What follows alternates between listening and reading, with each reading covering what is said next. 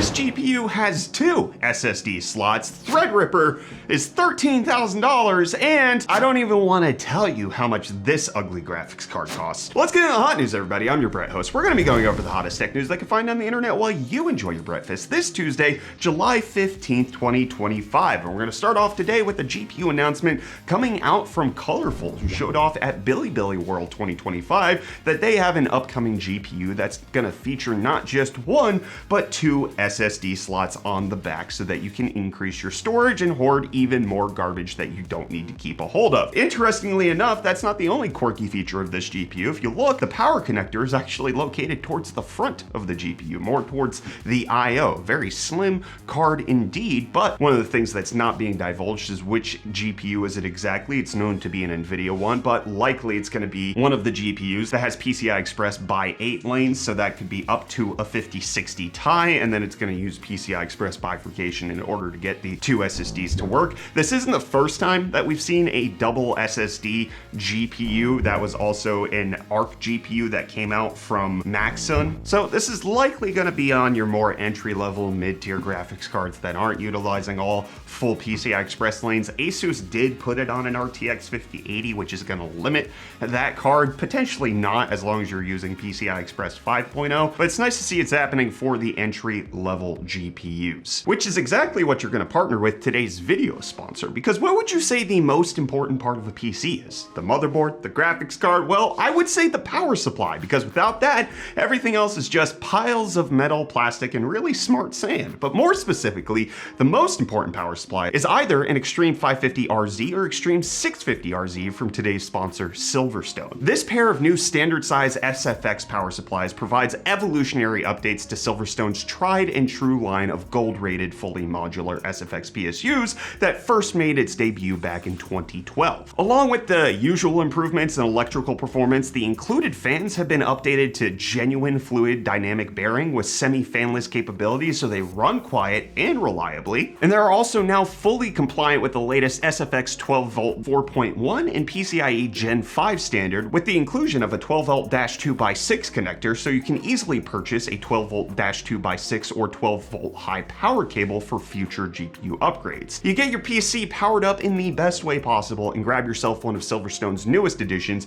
to their Gold Extreme lineup via the links in the description below. Huge thanks to Silverstone for sponsoring, and in case you want to see that power supply in action, you can check our live stream out from this past Friday where we built a PC and used that exact PSU to get our rig up and running. And a lot of you unkheads out there are gonna be excited about what's coming up and running, and that is the Commodore 64 Ultimate finally got announced. We didn't really talk about this over on Hot News, but a fellow content creator decided to go and get the rights to become the CEO of Commodore and acquire the company and all of its licensing and trademarks and everything that's there, with financing being the real hang up in terms of what's going on there. But that didn't stop them from announcing that they do have their first product ready to go, and that is indeed the 64 Ultimate, which comes in 3 different variants, whether that's the beige colorway, the translucent one, or you have an amber/golden version, which is going to be called the Founders Edition, which comes with a lot of goodies for you to enjoy. Now, the main thing here is that they're not doing software emulation to get the Commodore 64 support. Rather, it's actually using an FPGA from AMD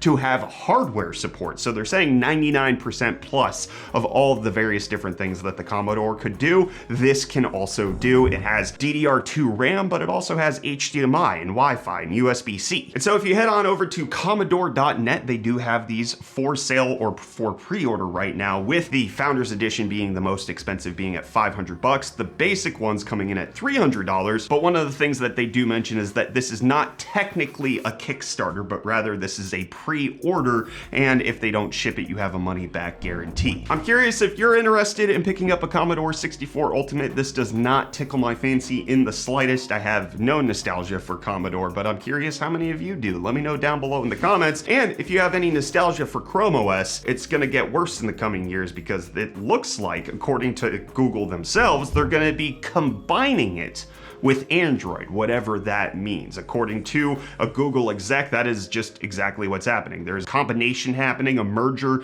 It's not clear if they're going to be all Android. More than likely, I would guess is that's going to be the situation, but they're going to be a single platform moving forward. How that applies to software support for existing Chromebooks or otherwise, I don't think it should affect that, but it likely will be a shift moving forward. It kind of reminds me of Android 3.0, the Honeycomb, which was the one that like finally brought integrated tablet support to Android, kind of fusing those together. And now Android's just going ahead and eating the mini PC, the small laptop market, and kind of fusing those together. We'll keep you updated as we find out more details of Chrome OS fusing with Android as we learn more. And I want to learn what deals Reece has for you, so let him tell us. Welcome back to UFD Deals, bringing the hottest tech deals out on the internet. And hey, I'm jumping straight into the deals today. Starting off, we have this NZXT H5 Flow compact ATX mid-tower case, available in white for only $59.99, making it $35 off. But then next, we have the AMD Ryzen 5 9600X desktop processor going for $156, meaning the price is no longer locked behind a Prime subscription if you wanted to grab one of these. And then lastly, while it's not a deal, I have been getting some comments asking for MSRP prices for graphics cards. So here you go. Here's the PNY GeForce RTX 5070 graphics card for only $549.99. And hey, with that, the deals are done. You can find these and more linked in the video description down below. But until next time,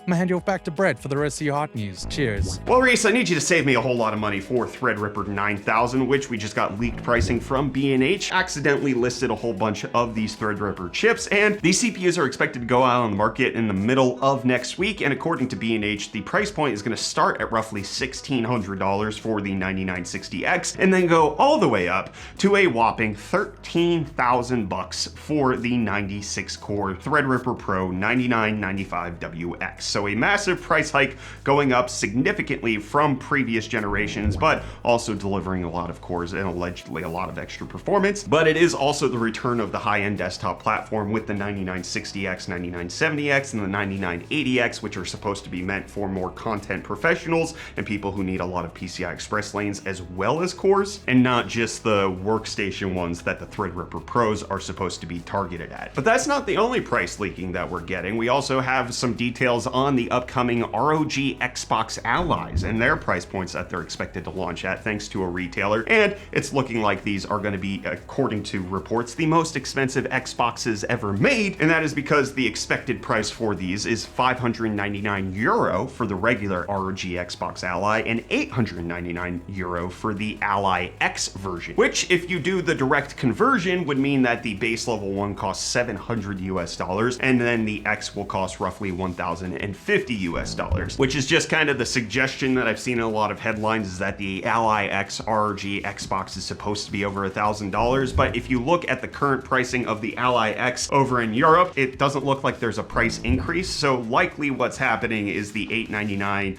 is just going to be both dollars and euro, which is very common for international launches like this. The US technically gets it cheaper for that reason, even though the number is exactly the same. So with the Ally X costing €899 over in Europe right now, and it costing $899 here in the US, the ROG Xbox Ally X is likely going to remain roughly the same price, which was the speculation from the beginning. But a lot of people have been speculating what's going on with Intel, what's going on with their layoffs, and it turns out we were not speculating high enough, because Intel finally posting some of the layoffs that they're going to be doing here on the US side, and it is more significant than was initially expected. 5 times higher, specifically for their Oregon campus. So a total of 4,000 positions in the US got cut, with roughly 2,400 of those happening over in Oregon, with Intel kind of allegedly flattening their corporate structure and getting rid of a lot of managers. But that 2,400 is roughly 12% of the people who work in Oregon for Intel, who is the state's largest employer. So you've got Intel struggling on one side, and then you've got Asus deciding to just be a brash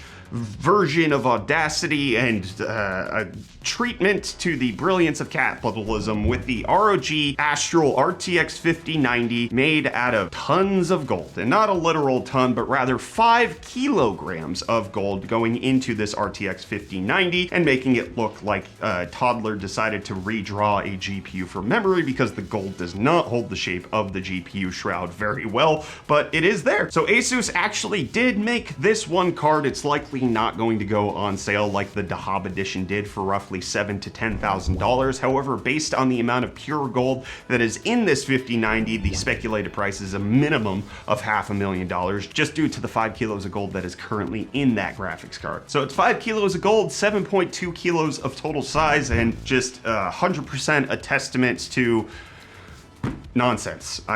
This is a wild card that they decided to physically show off. In case you want something a bit more gamery and more attainable, allegedly, they also did show off a Hatsune Miku Astral card, and that likely is going to be more affordable. It kind of reminds me of like the Doom Dark Ages collaboration that they did. It looks like they're going really hard on doing collaborations for the Astral GPU, whether that's gold, anime characters, or the Doomslayer himself. And you yourselves left comments on Friday's episode of Hot News, so let's see what you had to say. We got Potato Channel saying it's not Pat Gelsinger's fault that he took over a company that's been manufacturing CPUs using 14 nanometer technology for 4 consecutive years and did not want to give it up until he stepped in. I half agree with this comment and half disagree with this comment. I fully agree that it was not Pat Gelsinger's fault that he inherited a company that was not on the right trajectory, but then also told them which trajectory he was setting them on and was actually achieving that. But also the idea that Intel didn't want to get off 14 nanometers, it's not true. It's only an outsider's perspective that you could have that, because they were trying to engineer 10 nanometers and they couldn't. They couldn't get their fabs